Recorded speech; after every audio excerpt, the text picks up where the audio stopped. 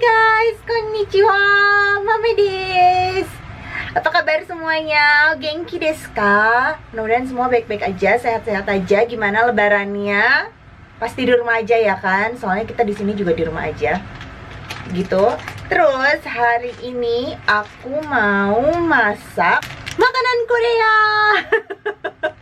Jadi karena kebanyakan nonton drakor selama stay at home. Siapa yang nonton drakor juga? Sekarang aku lagi nonton The King. Kalau kalian ada Netflix, kalian bisa nonton The King. Itu seru banget, filmnya seru banget. Yang suka Harry Potter itu pasti suka sama The King gitu. Jadi aku sekarang lagi nonton The King. Kemarin aku habis nonton World of Merit gitu. Terus ya gitulah, itu biasa aja ya, kayak sinetron-sinetron di Indonesia kayaknya. Jadi sekarang aku lagi nonton The King dan itu keren banget filmnya, aduh ngasah otak.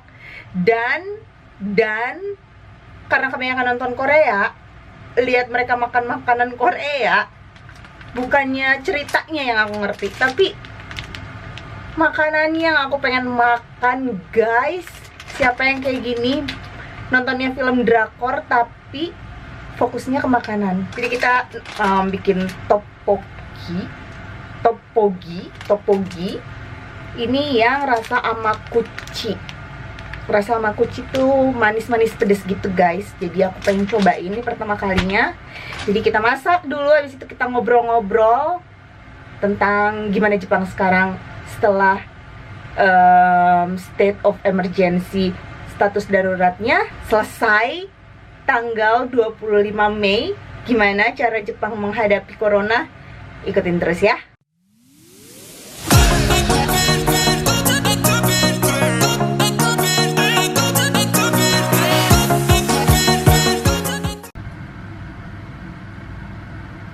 Jadi penjelasannya di sini pakai air 100 cc. Terus tteokbokki sama sosnya nanti langsung dimasukin ke dalam fry pan. Oke, kita udah siapin fry pan-nya, jadi kita langsung masak. Pakai apinya kecil aja. Terus masukin tteokbokkinya. Tteokbokki, ya kan namanya benar. Sama sos tteokbokkinya. Udah deh, diaduk-aduk aja menurut petunjuknya. Gitu, diaduk-aduk aja sampai kayaknya sampai ini ya, sampai jadi mochi si tteokbokkinya ini nih. Ini sampai gimana ya baru dibilang mateng?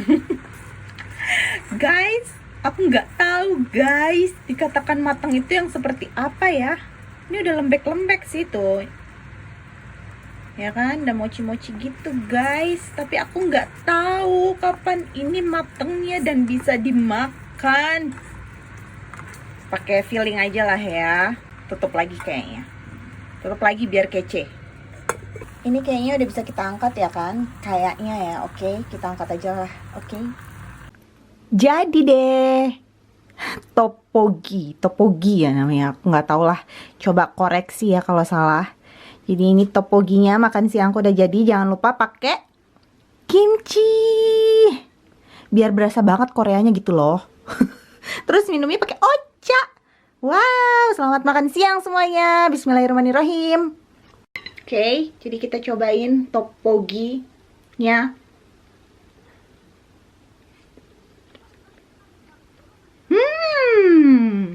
Kalau mochi-mochinya, mochi-mochi banget guys.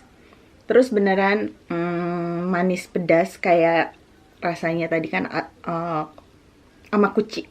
Kalau bahasa Jepangnya amakuchi itu artinya manis-manis pedas. Dan emang tapi lebih berasa manisnya loh, enak loh. Tapi kayaknya kurang ya kalau makan siang doang gini ya.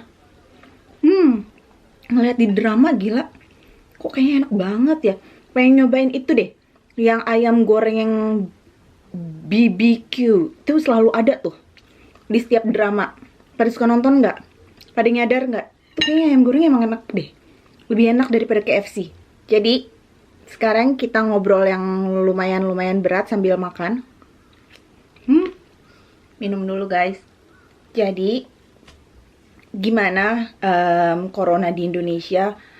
Kemarin aku lihat di berita beberapa hari lalu ya, kalau nggak salah itu sampai perharinya 1000 di Indonesia sendiri. Aku nggak tahu sih di daerah mananya lebih tepatnya. Gila guys, 1000 per hari itu tuh, aduh jangan ngeremehin corona deh, sumpah beneran. Jangan suka ngeremehin penyakit. Ya, jangan mikirin diri sendiri, coba pikirin orang tua kalian, kakek, nenek, anak kalian kalau punya anak. Aduh, nggak pengen kalian semua sehat. Nanti dulu belanja-belanja baju lebarannya. Tapi udah selesai lebarannya ya nggak? Jadi aku mau cerita mengenai yang di Jepang. Corona kapan pertama kali masuk di Jepang? Corona tuh pertama kali masuk di Jepang itu tanggal 16 Januari 2020. Itu masuk pertama kali di Kanagawa, prefekturnya Kanagawa gitu. Untuk data terbarunya sendiri, aku nyontek ya datanya. Untuk data terbarunya itu di 26 Mei 16.628 orang di seluruh Jepang. Yang sembuh itu 13.612 orang, dan yang meninggal itu 851, dan sekarang yang masih ada di rumah sakit itu sekitar 2.165. Jadi begitu pertama kalinya, sambil makan ya guys. Lalu di tanggal 30 Januari, Perdana Menteri Jepang Shinzo Abe itu membentuk gugus tugas yang memerintahkan menteri-menterinya untuk mengawasi respon pemerintah terhadap COVID Corona ini. Terus pada tanggal 5 Februari, Perdana Menteri Shinzo Abe memerintahkan untuk mengkarantina, waktu itu masuk kapal pesiar di daerah Yokohama. Kalau kalian pernah baca beritanya, itu Diamond Princess, dan ada beberapa krunya itu ada orang Indonesianya, untuk mengkarantina kapal pesiar tersebut agar penumpangnya, krunya, semuanya itu nggak bisa turun dari kapalnya itu.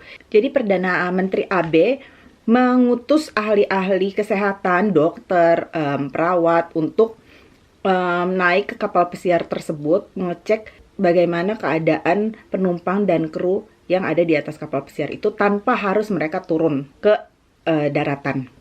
Gitu. Jadi mereka bersandar di Yokohama, dan alhamdulillah akhirnya satu persatu itu diturunkan dari kapal pesiarnya untuk diperiksa lebih lanjut, akhirnya di rumah sakit. Kasus kapal pesiar itu kayaknya cukup lama banget ada di berita Jepang ini. Sambil makan lagi guys. Lalu tanggal 27 Februari, Perdana Menteri Abe, Shinzo Abe, meminta penutupan sementara semua sekolah yang ada di Jepang, mulai dari TK, SD, SMP, SMA, semuanya ditutup sampai awal April rencananya. Karena waktu itu kan ada mau menyelenggarakan Olimpik 2020 kan di bulan Juli. Jadi masih ada perdebatan gitu, apakah akan tetap diselenggarakan atau enggak masalah Olimpiknya ini. Jadi untuk sementara semua sekolah ditutup sampai awal April. Jadi bukan cuma sekolah-sekolah yang ditutup, tapi beberapa toko, restoran, mall, bahkan Disneyland, Universal Studio itu juga ditutup sampai rencananya sampai awal April. Tapi bukan cuma toko-toko, restoran, mall, dan lain-lain yang ditutup. Konser-konser, acara-acara olahraga kayak baseball, bola, segala macam, pertandingan-pertandingan itu pun ditutup atau di postpone acaranya sampai waktu yang tidak ditentukan. Sambil makan lagi ya guys. Enak kimochinya. Jadi sebenarnya mulai dari Februari itu kelangkaan masker, alkohol, hand sanitizer itu udah ada di akhir Februari, semenjak Perdana Menteri Abe mengumumkan penutupan semua sekolah, konser-konser dibatalkan, semua toko-toko, mall semua ditutup. Jadi mulai ada panic buying-nya itu di masker dan yang tadi aku sebutin gitu.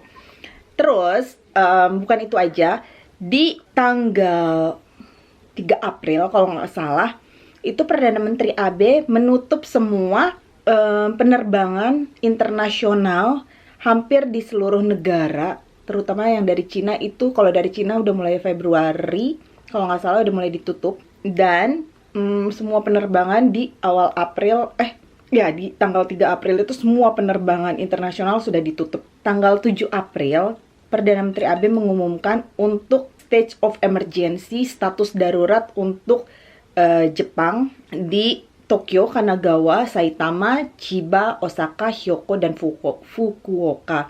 Itu state of emergency, status daruratnya itu rencananya cuma 1 bulan. Tapi di tanggal 16 April diperpanjang jadi ke seluruh Jepang state of emergency-nya itu. Jadi semua disarankan untuk diam di rumah, stay at home. Paling keluar kalau memang harus berbelanja. Jadi yang dibuka itu di Jepang sini itu supermarket, toko obat, convenience store kayak 7-Eleven, Lawson itu masih buka. Gitu, sambil makannya. Jadi saat itu mulai dari tanggal 16 April ditentukan status of emergency-nya itu, status daruratnya itu mulai dari 16 April sampai waktu yang tidak ditentukan. Karena kita nggak tahu kan gimana, apakah akan membaik atau akan memburuk. Jadi Perdana Menteri Abe memutuskan untuk sampai waktu yang tidak ditentukan, state of emergency-nya. Gitu. Dan di Jepang ini kelulusan dan penerimaan siswa baru itu selalu di bulan April. Jadi di bulan April itu biasanya sibuk nih. Ada kelulusan, ada kenaikan, ada awal ajaran baru, selalu di bulan April. Dan saat state of emergency-nya itu datang, diumumkan, semuanya diberhentikan. Jadi nggak ada kelulusan, nggak ada perayaan kenaikan kelas, perayaan awal masuk sekolah, itu nggak ada sama sekali, ditiadakan semuanya. Anak-anak jadi pada sedih ya, karena lama banget udah nggak bisa sekolah, nggak ketemu temen-temen. Bukan itu aja, semua festival-festival kayak Yosakoi, kalau kalian tahu, itu ditiadakan gitu. Jadi semenjak tanggal 16 April itu terjadi panic buying di seluruh Jepang. Jadi tisu dan toilet paper, kitchen paper, makanan-makanan freezer, semuanya tuh nggak ada sama sekali. Jadi susah banget dicarinya. Dan kalaupun ada, lewat online belinya, dan itu berkali-kali lipat harganya, nggak masuk di akal harganya saat itu. Jadi bukan cuma Indonesia waktu itu yang ada panic buying dan harganya nggak masuk di akal, di Jepang juga sama. Jadi saat itu diterapkan untuk pembelian masing-masing, begitu ada tisu, toilet paper, semuanya balik ke normal. Tapi tetap satu orang hanya boleh membeli, satu orang satu tisu pak yang isinya banyak. Kayak gitu. Pokoknya satu orang cuma boleh beli satu. Jadi kalian bisa nonton video aku. Aku sebelumnya ada bikin video tentang panic buying saat itu. Kalian bisa cek videonya. Terus kebetulan alhamdulillah orang Jepang itu tuh disiplin dan patuh taat akan peraturan. Dan aku nggak pernah sama sekali di sini ngelihat ada sampah. Kebiasaan-kebiasaan orang Jepang itu kayaknya harus kita orang Indonesia sedikit demi sedikit coba ngikutin dengan berperilaku bersih. Berperilaku bersihnya itu dengan selalu cuci tangan. Jadi mulai dari anakku yang paling kecil itu kan umur 3 tahun, dia udah ngerti. Jadi setiap pulang sekolah pasti langsung cuci tangan. Cuci tangannya lama banget, bisa kali 30 detik tuh dia cuma cuci tangan doang. Walaupun air ngalir terus, biaya air makin mahal. Tapi dia tuh selalu cuci tangan. Dan kita nggak boleh kalah sama anak umur 3 tahun ya kan. Di sini selalu diajarkan untuk selalu cuci tangan. Dan selalu naruh sepatu begitu masuk rumah, pasti selalu taruh sepatu di luar dan masuk ke dalam pakai sendal dalam rumah, slipper gitu. Orang Jepang tuh nggak pernah kalau nyapa orang tuh hai, apa kabar, gitu, nggak pernah ya aku lihat sama sekali. Walaupun udah jadi keluarga pun aku nggak pernah cipika-cipiki sama mama mertuaku, nggak pernah cipika-cipiki sama mama mertuaku, nggak pernah salim. Kayaknya kalau salaman pertama kali doang waktu kenalan. karena selalu membungkuk doang. Halo, konnichiwa, konbanwa, kalau kayak gitu. Jadi hampir nggak pernah bersentuhan secara fisik kalau orang Jepang gitu. Terus penggunaan masker. Jadi orang Jepang tuh walaupun nggak ada coronavirus ini, nggak pernah sebelum adanya corona, sebelum adanya COVID-19 ini, orang Jepang selalu pakai masker kemana-mana. Aku nggak ngerti deh, waktu pertama kali aku masuk ke Jepang juga ya, ini orang kenapa pada pakai masker, apalagi flu, apa gimana. Tapi ternyata kayaknya itu udah kayak kebiasaan orang Jepang untuk memakai masker sih. Jadi misalnya nggak dandan, baru bangun, tapi harus pergi keluar. Kan nggak mau ngelihat orang, ngelihat kita mukanya jelek atau gimana lah ya. Malu ya kan. Jadi mereka juga kadang pakai masker. Kayak gitulah. Jadi masker itu udah sebagai kebiasaannya orang Jepang. Kenapa kemarin-kemarin begitu corona COVID-19 ini masuk ke Jepang, yang pertama kali nggak ada itu masker. Terus orang Jepang itu disiplin, patuh banget sama peraturan. Dan polisinya itu memang beneran tegas gitu loh. Jadi misalnya ada yang keluyuran di atas jam 8 malam, itu disuruh pulang.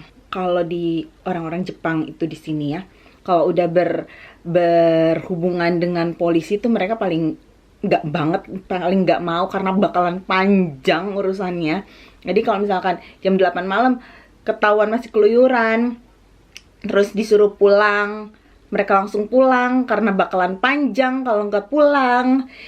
Ya gitulah, jadi mereka hormat juga sih sebenarnya ya sama polisinya juga di sini. Alhamdulillah tanggal 14 Mei kemarin nih, minggu lalu, itu Perdana Menteri Shinzo Abe menurunkan status darurat di 39 prefektur di Jepang dari 47 prefektur. Jadi 39 prefekturnya itu dicabut status of emergency-nya, tapi untuk daerah Tokyo, Osaka, Kyoto, Hyogo, sama Hokkaido itu belum. Jadi masih harus bersabar saat tanggal 14 itu. Di tanggal 21 Mei kemarin, status darurat di Osaka, Kyoto, dan Hyogo dicabut oleh Perdana Menteri Abe. Dan kemarin tanggal 25 Mei, alhamdulillah, itu Perdana Menteri Abe mengakhiri semua status darurat di Jepang.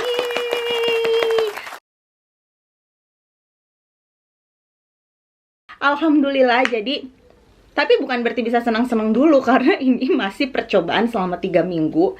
Jadi yang boleh buka hanya restoran. Terus konser-konser itu dibatasi jadi sampai 1.000 orang aja. Entah pokoknya kegiatan yang berkumpul-kumpul kayak konser, pertandingan-pertandingan itu, baseball lah, segala macem itu, kalau nggak salah 1.000 orang hanya boleh gitu. Jadi diterapkan, masih ada aturan-aturan. Jadi ada step 1, step 2, step 3. Jadi untuk step 1-nya ini selama 3 minggu hanya akan dilihat apakah setelah dibuka status daruratnya ini apakah makin banyak yang kena corona atau tidak. Nanti akan diputuskan lagi. Tapi untuk sementara alhamdulillah sudah dibuka status daruratnya. Jadi kita bisa jalan-jalan, walaupun mall baru bisa bukanya itu awal bulan depan. Jadi masih semingguan lagi lah ya. Harus sabar-sabar sampai mall bisa dibuka gitu guys. Jadi kalian sebenarnya bisa, Indonesia tuh bisa banget ya kan, kayak Jepang. Asalkan kalian mau patuh sama pemerintah, mau ikutin anjuran pemerintah, dan tolong dong jangan meremehkan corona atau COVID-19 ini, karena yang meninggal di seluruh dunia itu nggak sedikit. Jadi gimana kita membawa diri kita, itulah yang bakal membawa kesejahteraan dan kesehatan, bukan buat diri kita sendiri tapi buat orang lain juga yang di sekitar kita. Kita nggak mau kan orang-orang yang kita sayang, kita cinta kena penyakit. Ya walaupun kita nggak tahu lah ya, meninggal itu kan emang di tangan takdir Allah Subhanahu wa taala. Cuma ya kita menjaga biar ikhtiar dulu deh guys, ikutin dulu apa yang disampaikan pemerintah, yang dianjurkan pemerintah. Kalau buat diam di rumah dulu, tolong dong diam dulu di rumah sebentar, nggak lama, nonton drakor guys. Kalau anak-anak ribet, ya ampun, tolong deh. Gimana ya? Anak-anakku pada main games, ya udahlah main games aja. Mau disuruh belajar juga pasti susah ya kan, anak-anak disuruh belajar karena ya nggak ada guru, dan kita bukan juga yang ngerti banget masalah pelajaran anak-anak ya, tapi seenggaknya sisihkanlah 1 hari 30 menit aja anak-anak biar belajar.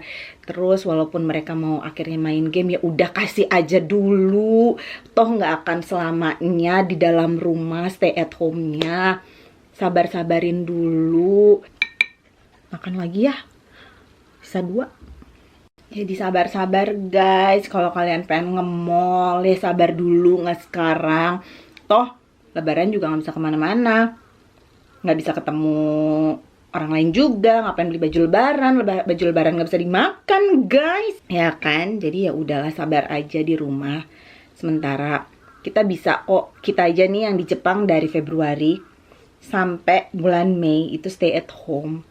Keluar cuman ya belanja ke supermarket paling, karena beberapa taman juga buat anak-anak juga ditutup. Ya udah di rumah aja dulu, ditahan-tahan emosi belanjanya, toh bisa belanja lewat online. Kalaupun emang kepepet banget pengen belanja, jiwa belanja mau bergejolak ya ya lewat online lah. Gak usah lah datang lah ke mall atau ke toko butik-butik lah, nggak usah dulu, sebentar, sabar ya kan. Jadi ya udah, kita di sini bisa, kalian juga di sana pasti bisa kan. Baru hampir mau 2 bulan ya di Indonesia ya. Kita udah dari Februari, Maret, April, Mei, 3 bulan. Jadi ya udah sama-sama belajar untuk menahan emosi. Gimana ya, kalau nggak keluar cari makan bisa meninggal kelaparan. Kalau keluar bisa meninggal. Mungkin karena corona, kita kan nggak tahu ya, namanya meninggal di takdir Allah Subhanahu wa Ta'ala. Tapi seenggaknya ikhtiar dulu. Kalaupun memang harus berkegiatan untuk mencari nafkah di luar, tolong usahakan pakai masker. Walaupun nggak ada masker, bajunya guys diginiin dulu guys sementara, untuk menutup ini loh, hidung, mulut, agar nggak kena paparan virus. Kita kan nggak tahu virus itu akan datang dari mana ya kan. Ya pokoknya apapun, baju lah jadiin masker, apapun lah, apapun. Pokoknya untuk melindungi dulu sementara hidung dan mulutnya itu, agar nggak kena paparan virus apapun, bukan cuman COVID gitu loh. Ya pokoknya aku mendoakan yang terbaik untuk Indonesia. Insya Allah bisa kayak Jepang dan dapat mengakhiri stay at home-nya biar bisa belanja-belanja lagi. Ternyata jalan-jalan ke mall itu adalah suatu anugerah. Harus bersyukur sekarang kalau misalnya tiba-tiba mall status darurat, stay at home dicabut. Terus kita bisa jalan-jalan lagi ke mall, bisa nongkrong-nongkrong lagi di mall sama teman, di cafe, segala macam. Mulai sekarang banyakin bersyukur, karena ternyata itu salah satu nikmat yang tiada duanya dari Allah, untuk jalan-jalan dan ketemu orang-orang yang kita sayang. Oke, jadi ini udah terakhir makan ya. Dan sekarang kita coba untuk new normal lifestyle. Jadi di Jepang pun kayak begitu, new normalnya itu yang sekarang harus beradaptasi dengan coronanya ini sendiri. Jadi selalu menggunakan masker untuk saat ini. Terus setiap restoran, area publik selalu ada hand sanitizer, cek suhu untuk masuk ke dalam restoran. Jadi kita ikutin new normal lifestyle-nya ini saat ini karena ada corona. Jadi harus terus semangat untuk stay at home semuanya. Ini di Indonesia, ayo dong semangat dong, semangat. Aku lihat beritanya ngeri loh, 1000 orang per hari. Tolonglah, tolonglah. Sabar-sabarin hatinya. Orang Indonesia tuh terkenal loh sabar, terkenal ramah. Tunjukkan. Kalian juga disiplin dan patuh aturan ya. Bismillah, insya Allah kalian bisa jalan-jalan lagi kok, happy-happy lagi kok kalau semuanya udah berakhir. Oke, jangan patah semangat. Kalaupun yang harus mencari pendapatan di luar rumah, terus lindungi diri sendiri agar orang-orang di rumah juga terlindungi. Oke, sampai di sini dulu ya videonya ya. Makanannya udah habis. Jadi sampai di sini dulu videonya. Makasih udah nemenin aku makan siang, udah dengerin aku ngoceh-ngoceh. Mudah-mudahan membawa manfaat ocehannya kali ini. Bismillahirrahmanirrahim. Semua bisa. Pokoknya kita harus menang dari coronavirus ini, dari COVID-19. Oke, sampai ketemu lagi di video selanjutnya. Bye-bye. Assalamualaikum.